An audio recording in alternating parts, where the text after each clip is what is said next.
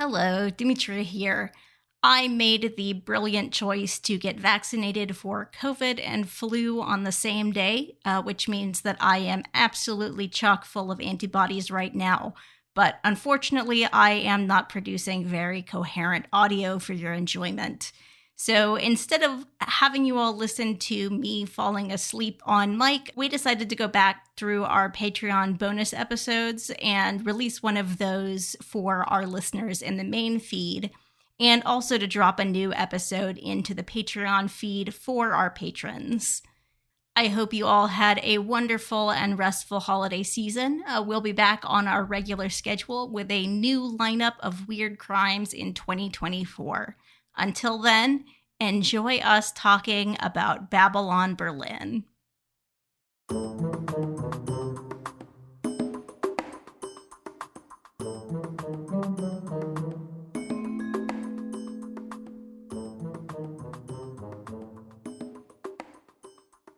This is Demetria Spinrad.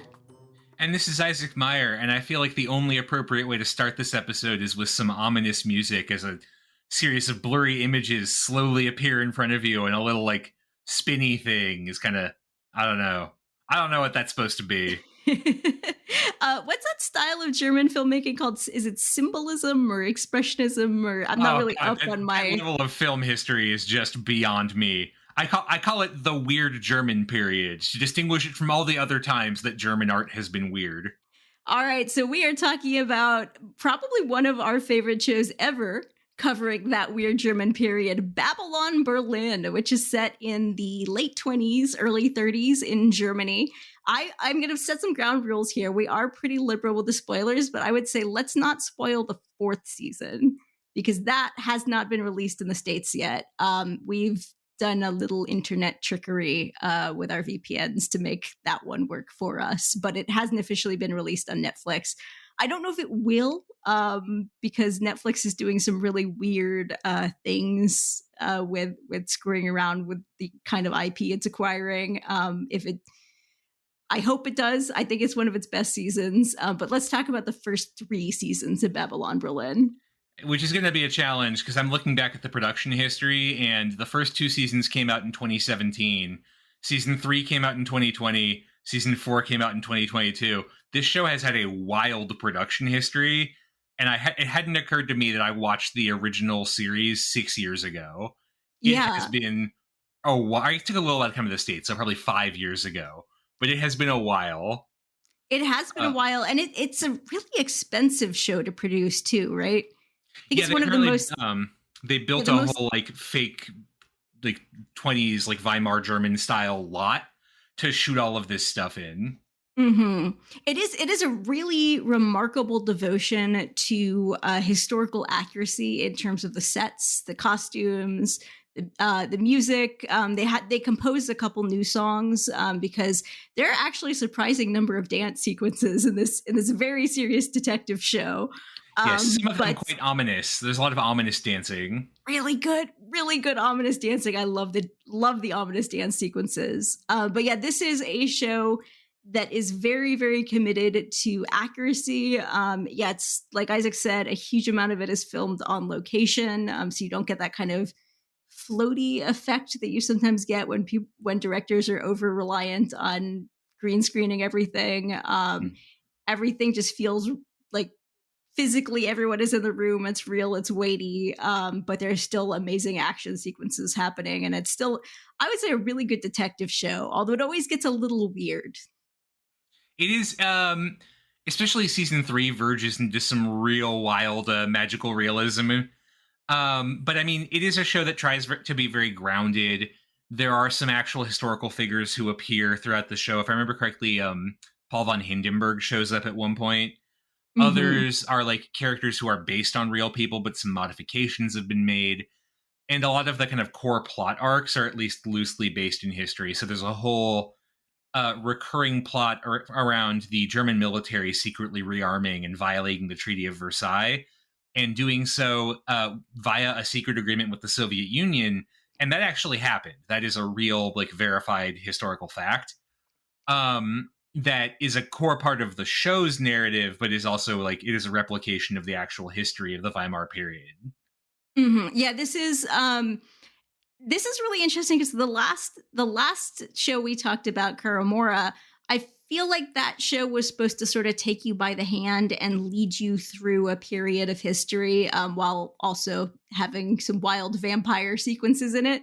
This show actually doesn't really lead you through that history in the same way. I would say it does the opposite thing, where your knowledge as the audience of what is coming up in history lends what is happening in this show some unexpected weight, in a really interesting way that I actually don't see a lot of period pieces making the choice to do this. Your understanding of what is coming next, especially in the season with the stock market crash, and especially as we get more into the rise of the Nazi Party in later seasons, you're it's not supposed to be presented to the audience as like, oh no, what could happen, anything could happen. You as an audience member know what will happen, and that makes some of what is happening on screen very interesting. It adds a layer to a lot of what's happening because, of course, you see all of these various attempts to try and kind of protect the Weimar Republic, the kind of the interwar Republican system, um, and people fighting very hard to do that. And you kind of know from the jump that they're not going to win, but that also kind of leads, that's kind of what's sympathetic about their cause. Also, that they are the good guys fighting, terrible people. Um, it's interesting, especially the way this show treats Nazis. It does two things that I think are really smart. In early seasons, the show really kind of starts in like 1928, if I remember correctly, and the Nazis are not that much of a presence. They're alluded to a couple times, but that's it. And the early villains, and it kind of fits the history of the period, are more like conservative monarchists who want to bring back the old German Empire. And it's really starting late in season 2 and then into season 3 and now season 4, where the Nazis, kind of following the trajectory of history, become increasingly prominent and are much more kind of relevant to the story, which is kind of lends them this weighty ominousness beyond the fact that they are Nazis, that you just kind of see their numbers swelling even as the kind of good guys are racking up wins in defense of the Republic and bringing people to justice. Yeah, there is kind of a doomed quality to rooting for the protagonists, which is a fascinating. I think this show is technically classified as neo noir. I've seen a lot of people calling it neo noir, and that's a very interesting way to do a sort of cynical noir aesthetic. Is to, from the very beginning of the show that the protagonist's cause is doomed, but it is still worth fighting for. And I mean, I think the other thing this show does really well, and just kind of to face this head on, it is a little bit going into season 4, but I feel comfortable doing it this once. It is not. It does not pull punches about describing the Nazi ideology, what it is, and what it looks like. In a lot of ways that I think are really smart, because in American shows, Nazis are usually just kind of cackly villains. This show has them talking about their ideology in very frank terms. One of the things I have to say I really personally appreciate, I think a lot of American shows or movies tend to satirize racism and anti-Semitism in the Nazi Party. They view it as so fundamentally kind of like ridiculous, who could believe this, that it's not really dealt with. This show does not do that, and I think it helps to clarify what the Nazis are. It's also a show that doesn't buy into kind of the self-serving myths I sometimes see American shows do, where they show the Nazi Party as very kind of like efficient and scary. They are scary, but they're also like dipshit street thugs who spend a lot of time fighting each other. Like there's recurring plot arcs about the different branches of the Nazi Party fighting each other, or like the SA, the brown shirts fighting the SS as they're kind of ascending to power. And moments like that, I think that very kind of frank depiction of the reality of Nazi politics is not something, again, you really see in a lot of American media. And I think it is, I mean, it makes it for hard viewing because it's not a sanitized depiction of the Nazis. But I think it is really valuable for establishing who they are and what the threat they present to the system is. Yeah, I would say that is definitely one of, I mean, there's so many strong points of the series. It is Is it one of the highest rated series ever filmed? I mean, In it Germany, I is believe up so. there. Yeah. Oh yeah, it is way up there. It is on every level a masterpiece of filmmaking, in a way that is really, really fun to watch. But yeah, it is a frank look at some things that I mean, I literally work for a Holocaust organization. I am exposed to quite a bit of, as far as depictions of the Holocaust go, and yet some of those scenes with the Nazis, they are frank about the ideology. They are frank about the consequences of that ideology. And they're filmed so well, so masterfully, in a way that always has you nervous about a character who is in that situation, in a way that I don't think I've ever had quite that visceral experience, watching a World War II movie or any movie around World War II or in the lead up to World War II before. It is, I mean, it really gets you. It really does. It's a okay. I one more season 4 spoiler because it's on my mind. Obviously, this is the season we watched most recently. There is a like one of the early criticisms of the show is that it doesn't deal that much with the Jewish community in Germany that's under attack as all of this is happening. Apparently the creators listened to that one, and in season 4 it's a big part of the story. And in particular, there is one scene showing a Jewish family doing a Shabbat dinner that is entirely in Yiddish and is like one of the most moving things I've ever seen on television. Like, it got me pretty good, which is another reason I really appreciate this show. And I'm gonna be honest, I usually expect Gentiles to just not really care about getting that kind of stuff right. And the fact that, as far as I know, all three of the showrunners are Gentiles and they did, like, I doubt they're listening to weird Patreon fan casts about their TV show, but if they are, thank you. I appreciate it. I see the work. I appreciate it. Yeah, okay, I really want to talk about representation in this show, because this is, if you haven't guessed by now from some of the ways I talk about media, I write primarily science fiction, which means that I travel through quite a few bubbles of discussion of how science fiction is written now, how it used to be written, how it should be written. And I have some pretty strong opinions about some writing advice that is being given to people and some of the industry trends, that are going on right now.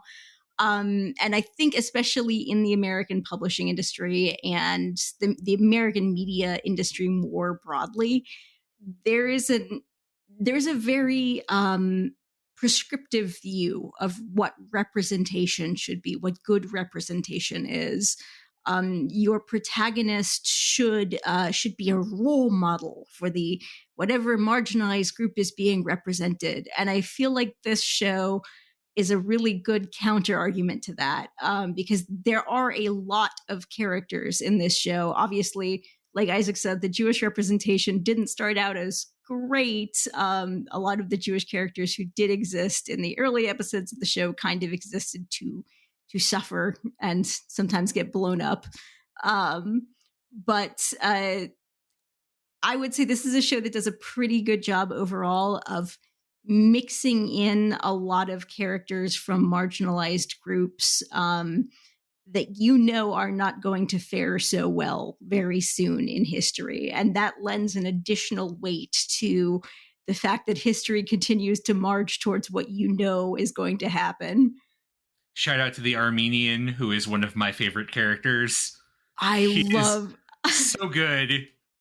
I love the Armenian so much. The Armenian, is this gangster who is played by this absolutely powerhouse actor, I incredible have no actor. idea how to. Misel Matichevich, I think is how you say the actor's name. Yeah, Edgar Kasabian is the character, and he's awesome. And something that is so great about that character is, I mean, he is obviously someone who is not ethnically German. He's sort of making good for himself in the underworld in Berlin. But he kind of mixes it up. Sometimes he's the antagonist, sometimes he's working with the various characters or various factions. But the knowledge of where his allegiance is going to fall in another decade, I think, is one of the most fascinating things about him as a character. Yeah, I mean, you were saying you want to see like the Armenian the Gangster versus the Nazis, the like spin-off series, and I feel like there's some mileage there. Oh, I love him so much as a character. He's so good. Yeah, it's I mean it's a show that has a lot of incredible characters. I would have to shout out as some of my favorites. Of course, Gary and Roth himself and Charlotte Ritter, the two main characters. Volker Bruch and Livlisa Fries, or however you say her last name, are incredible actors. And I hope, because as all Germans apparently do, they speak English, that they make a jump over to some US based stuff because they're really cool. And also Lars Eidinger as Alfred Nissen, the insane Oh, industrialist, oh is my just, God, he is oh, he's so bathing good in the at river of being ham. he is so good at being so hateable, and every season I think there's no way he could get more hateable, and he just gets more and more hateable. He's doing it. Another slight season 4 spoiler. I just love him in season 4 because he's so bad. He does kind of an Elon Musky kind of thing in season 4 that was, I assume, filmed before Elon's current breakdown. But oh man, he does it so well. I mean, he plays unhinged in a truly incredible way. And yeah, I mean, it's just brilliant. I love it. But I mean, the whole show is incredibly well acted. Looking back through this cast list, which I have open, oh yeah, Frau Benke, Fritzi Haberland is apparently the actress's name. She's awesome. We stand a legend in Frau Benke. Um, Speaking of Frau Benke, I wanted to say this show and also Karamora, which is, I would say, very, very boob heavy. Lots of boobs in that show. This one's slightly less boob, but I would say a frankness about sex and sexuality that I don't see very often in American period I think they're pieces. just European, Demetria. Everyone is just kind of casually sleeping around, and I love that. I think an American show would have leaned harder on there are a couple moments, there are a couple of people's affairs that do have an effect on the actual plot, or played more for drama. But there are, I mean, Charlotte, the one of the main characters, actually starts the show working as a sex worker in a club, and at no point does the show treat it like she should be ashamed of her profession, or that she needs to sort of be spiritually cleansed and reborn as an innocent ingenue after that. She just continues sleeping around for the whole show, and that's fantastic. There's absolutely no moral judgment of that choice. I don't think I've ever seen an American TV show go there. Yeah, I mean, it's pretty cool to see. And I think, yeah, the show is very frank about sex and kind of how that is sort of a part of this society, in a way that feels much more realistic than the sort of weird moralizing that you tend to see a lot of in American shows, for example. The one thing I do find also, I want to, as a historian, introduce kind of a debate I see around this show, which has to do with kind of the legacy of the Weimar period in general. I imagine when you were in high school, and this is kind of the common narrative around the Weimar period, it's kind of portrayed as this very negative time in German history where there's a lot of poverty and instability and just a kind of a period where shit just kind of sucked. And there is obviously something to that. It's also true that that became a big part of Nazi historiography of like the Weimar Republic was this awful failed state, and we're the ones who came in to kind of save Germany from it. And because of that, in the last couple decades, especially, there has been this kind of academic push to try and reclaim the Weimar period a little more and talk about actually, there are some really important things that are happening. There are periods of actual democratic stability in Germany that are then undone by the kind of bad faith actions of monarchists and later the Nazis. There are these like flowerings of culture that's happening, this flowering of women's rights that had not existed under the imperial system. Um, Ironically, a kind of flourishing period for the Jews of Germany, where a lot of the laws that were keeping them socially and politically restricted were kind of going even further by the wayside. Um, and there is truth to that as well. And I like that kind of debate around how should we talk about Weimar is still a very active one among historians. Um, And I was kind of curious when this show first came out. I saw some essays actually kind of attacking the show for what the authors described as an overly negative portrayal of the Weimar period that was kind of playing into this, like, oh, it's just this decadent mess kind of narrative. Um, and I know the producers of the show have talked about this a little bit, that their whole idea was they wanted to show the period warts and all. I certainly think they make it pretty clear that the kind of stance of the show is that the Republic, for all of its problems, was better than what came next. But I do think it's Well, kind of wrapped up. Yeah. just about anything was better than what came next. Yeah. That's a low bar to clear. But I think there is kind of an interesting conversation to be had there about, like, how should we be talking about the Weimar period, and also why has no American teacher of European history updated any of their materials and how we talk about the Weimar period since the 1960s, from what I can tell.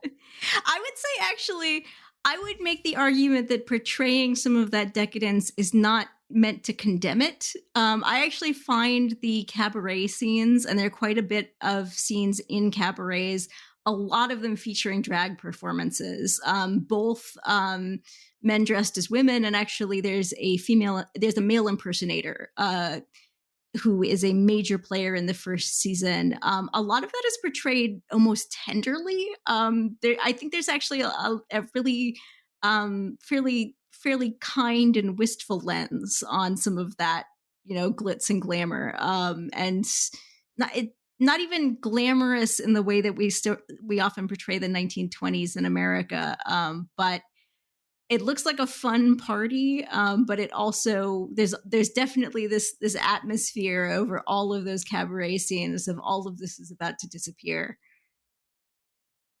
Yeah, I mean, I think that kind of ties back into the sort of wistful, like the doomed nature of it all, which, yeah, as you said, is kind of hanging over the entire show in this very powerful way. Um, but I mean, I'm just so curious because, like, where the show is at chronologically right now, season 4 is like getting into 1931. The Nazi seizure of power really begins at the end of 1932, going into 1933. So we're there. And I am very curious what season 5, possibly 6 and 7 of Babylon Berlin is going to look like.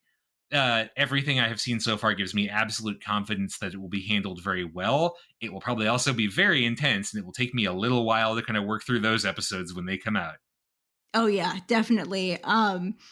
I don't know if there's any other showrunners I would trust more to handle that something that sensitive, and that difficult to put onto film in a faithful way. It really, watching this show kind of made me realize how much I had been missing in a lot of American portrayals of this time period, and just how much I had been missing in American period pieces in general. Like, something that's really weird that I noticed after I'd been watching this show for a while is people look human. I mean, a lot of them look like very similar looking white German men, but It they is, haven't. yeah.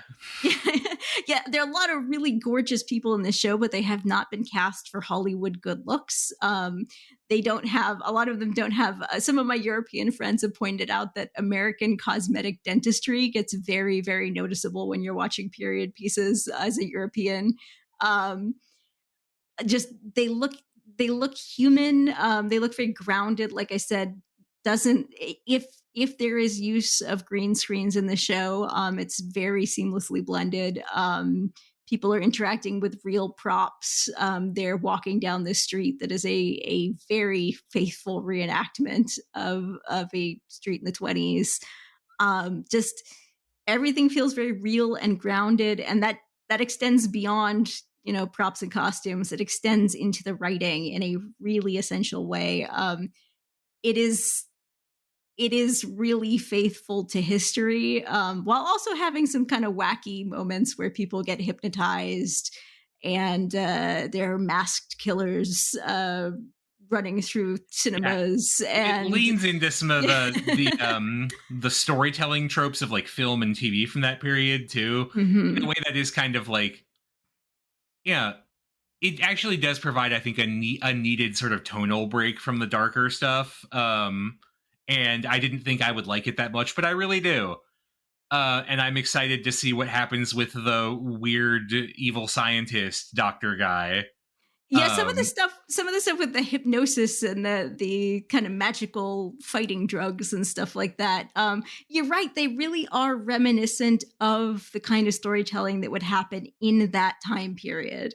While also, yeah, there is an entire season set with kind of this murder at the movies situation where someone has been killed while filming what is kind of a Metropolis-esque show. And yeah, the way that narrative plays back into itself as a filmed narrative, they're having lots of fun. It's a really Yeah, fun show to watch. it is truly tremendous, and I seasons 1 through 3 are on Netflix. Season 4 will hopefully be on Netflix at some point, and if not, then I encourage us to all go burn Netflix headquarters down. Mm-hmm. Oh man, I kind of wonder.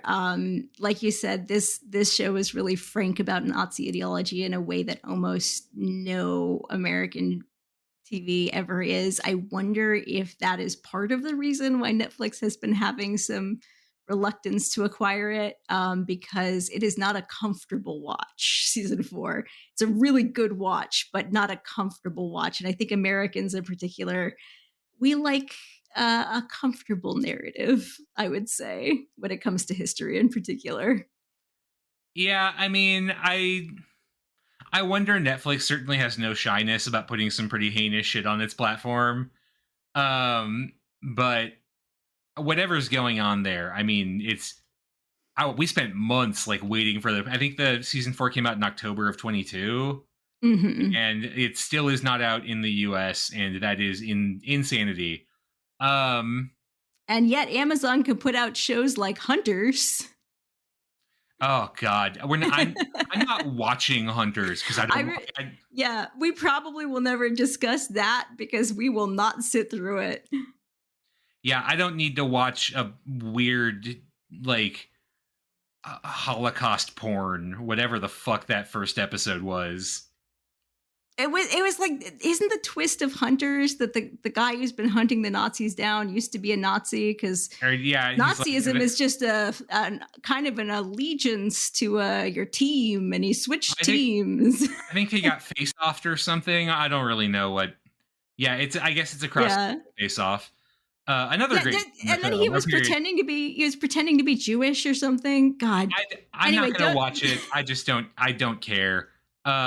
I want what the premise of that show seemed like it was going to be, which was corny 60s and 70s like exploitation films where like marginalized groups are teaming up to shoot Nazis, and not what it actually was, which was an attempt to like I don't even know what I would call that. Like I don't know.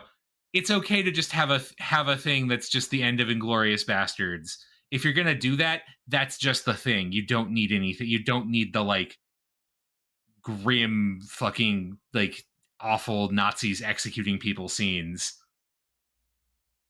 Anyway, that show sucks. Babylon Berlin is much better. Go watch that instead. And then if there's season 4 doesn't make it to the US, then we riot. Yeah. Or get very creative with your VPNs. We did some Or trickery. that's also an option. Yeah. Final things I guess to say. No, I think I've said everything I want to say. The show's amazing. The cast is all great. Um, yeah. Yep. Watch this show. Definitely watch this show. 100%. Until next time, folks.